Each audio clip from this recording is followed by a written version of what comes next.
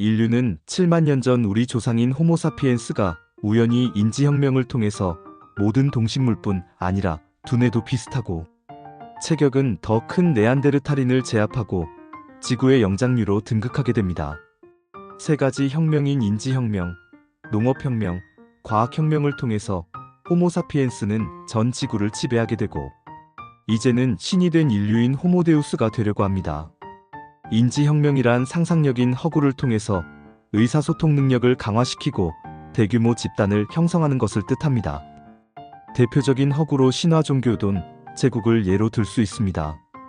단순한 스킨십으로 수십 마리의 무리를 이루는 침팬지와 달리 인류는 허구를 통해서 수천 명에서 수억 명에 이르는 무형의 공동체를 이루게 됩니다.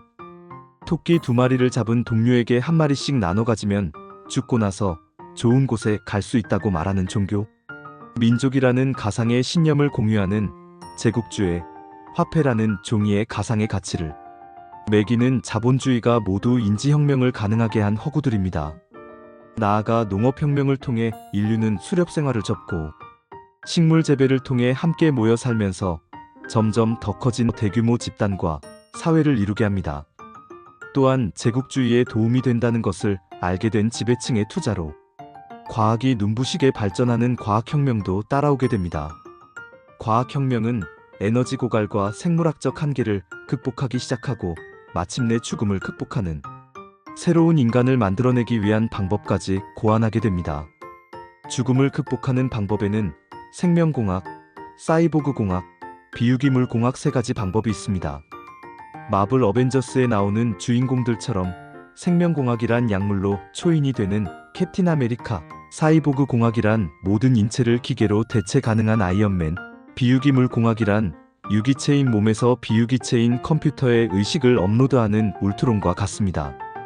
인류는 이미 뇌파를 전기신호로 바꾸어서 물건을 움직이고 컴퓨터를 조작하는 실험은 성공하였지만 아직까지 의식을 비유기체인 컴퓨터 속 클라우드에 업로드해서 가상세계인 메타버스에서 영원히 살 수 있을 만큼 과학이 발전하지는 않았습니다. 하지만 과학자들은 수십 년에서 100년 후쯤에는 인류가 영원히 살 수 있는 이런 세상이 온다고 예측하고 있습니다. 영화 매트릭스처럼 유기체인 뇌에서 비유기체인 컴퓨터로 의식을 옮기는 것이 아니라 의식만을 완전히 분리해서 메타버스 세상에서 살 수 있게 된다면 유발 하라리가 말한 인간이 신을 발명할 때 역사는 시작되었고 인간이 신이 될 때 역사는 끝날 것이다가 현실이 되어서 호모데우스 신인류의 세상이 올지도 모릅니다. 호모데우스는 노화와 죽음을 극복해서 인류가 신으로 업그레이드 된다는 말입니다. 18세기 중세 시대까지 서양에서는 신을 중심으로 모든 삶을 살아갔지만 근대 르네상스와 과학혁명을 통해 신에 대한 믿음이 인류에 대한 믿음으로 바뀌는 인본주의 혁명이 일어나게 됩니다.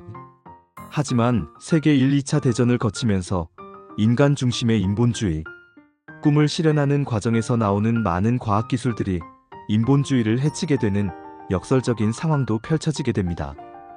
하지만 과학은 퇴보하지 않고 지속적으로 발전하게 되어 현대사회는 인간의 몸은 유전자로 인간의 정신은 알고리즘으로 파악 가능한 단계에 이르렀습니다.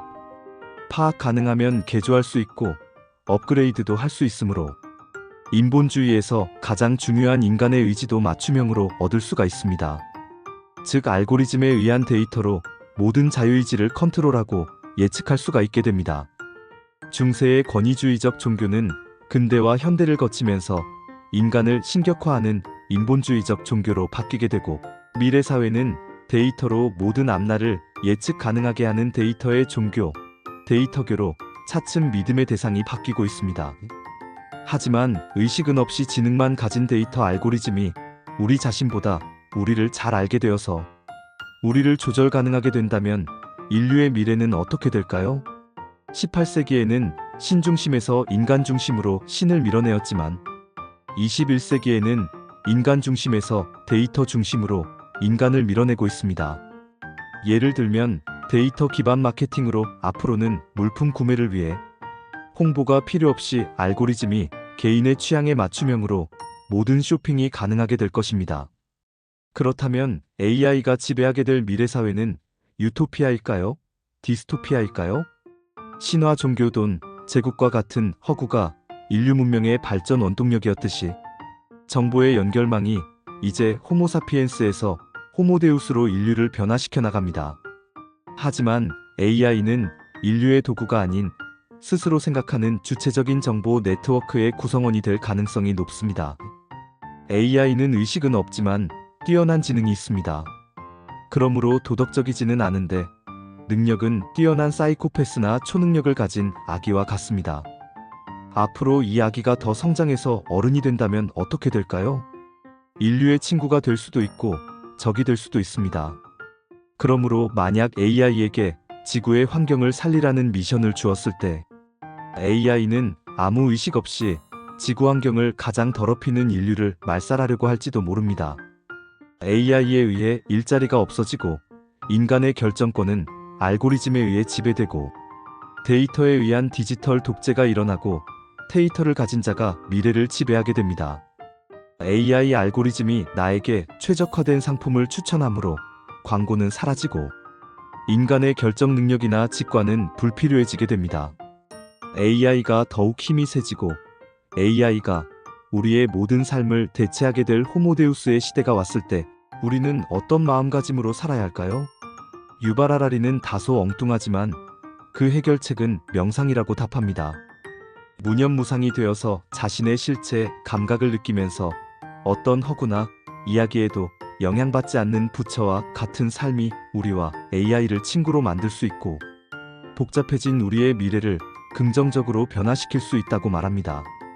호모사피엔스인 현생 인류가 스스로 신인류인 호모데우스로 진화할지 우리와 다른 AI 호모데우스가 인류를 파괴하고 새로운 세상을 건설할지 알 수는 없습니다. 하지만 힘이 약한 호모사피엔스가 화합을 통해서 힘이 센 네안데르탈인을 이겼듯이 인류가 모두 화합하면 공생할 수 있다는 인본주의 사상이 살아있는 한 AI 호모데우스도 결국 우리의 친구이자 우리 자신의 미래가 아닐까 하는 생각이 듭니다.